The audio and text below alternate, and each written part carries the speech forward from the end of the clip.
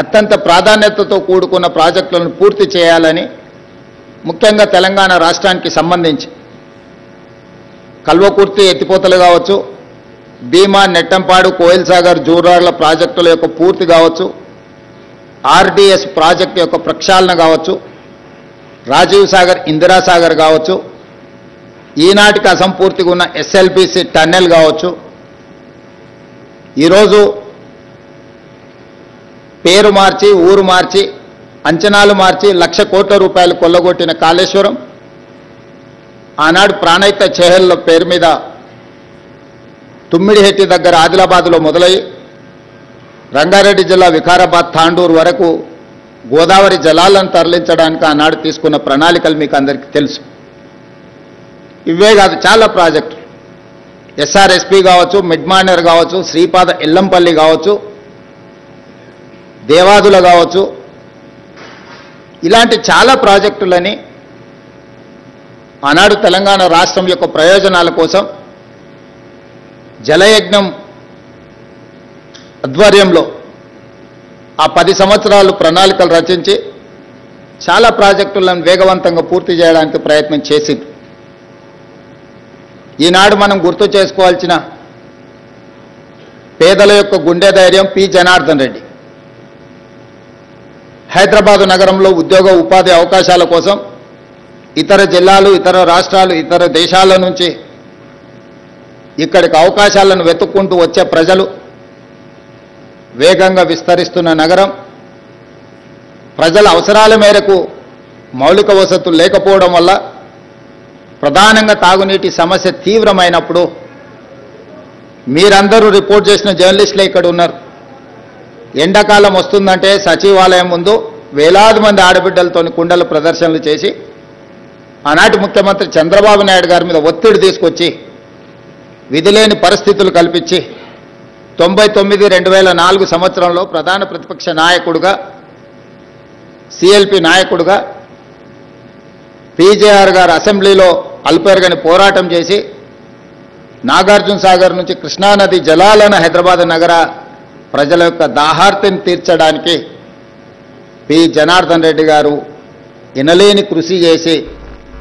ఈనాడు హైదరాబాద్ నగరంలో Krishna phase 1, phase 2, phase 3, అదేవిధంగా రోసయ్య గారు, కిరణ్ కుమార్ రెడ్డి గారు గోదావరి జలాలను తరలించాలని, అంతకంటే ముందు మంజీరా, సింగూరు నుంచి వచ్చే తాగునీటి జలాలను వృధా కానియకుండా జంట నగరాల దాహార్తిని తీర్చడానికి నిజాం సర్కార్ కట్టిన గండిపేట నుంచి వచ్చే తాగునీటి సమస్య తర్వాత ఈ ప్రాజెక్టులే నగర విస్తరణకు, వేగంగా ఈ నగరం అభివృద్ధి జరగడానికి ఈ సమస్యలను పరిష్కరించి ఈనాడు ఐటీ, ఫార్మా, ఎడ్యుకేషనల్ ఇన్స్టిట్యూట్స్ ఒక నాలెడ్జ్ హబ్గా హైదరాబాద్ మారింది అనంటే ఆనాడు ఒక స్పెషల్ పాలసీ తీసుకొచ్చింది. చంద్రబాబు నాయుడు గారైనా, డాక్టర్ వైఎస్ రాజశేఖర రెడ్డి గారైనా ఈ మహానగర యొక్క అభివృద్ధి కోసం తీసుకున్న నిర్ణయాలను రాజకీయంగా భిన్న అభిప్రాయాలు ఉన్నా వాటిని కొనసాగించారు. అందులో భాగంగానే ఈ జంట నగరాల చుట్టూతా జంట నగరానికి నిరంతరాయంగా విద్యుత్తును సరఫరా చేయాలి, తద్వారా పెట్టుబడులు వస్తాయి, ఐటీ రంగం, ఫార్మా రంగం విస్తరిస్తుందని ఆనాడు ఎంతో విద్యుత్ కొరత ఉన్న ఈ జంట నగరాలకు నిరంతరాయ విద్యుత్తును ఆనాడు అందించడం వల్ల విప్రో, మైక్రోసాఫ్ట్, ఇన్ఫోసిస్ లాంటి, గూగుల్ లాంటి సంస్థలు, పెద్ద పెద్ద ఐటీ రంగంలో దిగ్గజాలైన సంస్థలు ఈ నగరానికి తరలి రావడం జరిగింది. ఫార్మాలో చెప్పవలసిన అవసరమే లేదు. ప్రపంచానికే ఆదర్శంగా నిలబడే ఫార్మా రంగాన్ని ఆనాడు ప్రోత్సహించడం వల్లనే ఈనాడు భారతదేశం ఉత్పత్తి చేస్తున్న బల్క్ డ్రగ్స్లో 40% మన నగరం నుంచే ఉత్పత్తి జరుగుతుంది. మొన్న జరిగిన కోవిడ్ ఉపద్రవంలో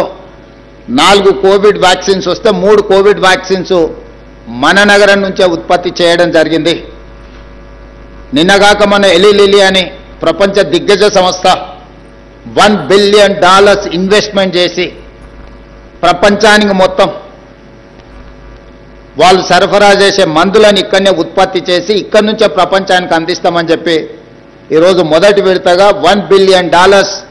ఇన్వెస్ట్మెంట్కి ఈరోజు మన నగరానికి తరలి రావడం జరిగింది. ఇలాంటి చాలా సంస్థలు మేము వచ్చిన తర్వాత global capability centres, data centres, ఇతర సంస్థలు, జీసీసీలు, ఈ దేశంలో వచ్చిన ఫార్చ్యూన్ 500 కంపెనీలకు సంబంధించిన జీసీసీలు ఈ దేశానికి వచ్చిన దాంట్లో 70% ఓన్లీ హైదరాబాద్ నగరానికే తరలి వచ్చినాయి. అందులో అమెరికన్ ఎయిర్లైన్స్ కావచ్చు, మెక్డొనాల్డ్స్ కావచ్చు,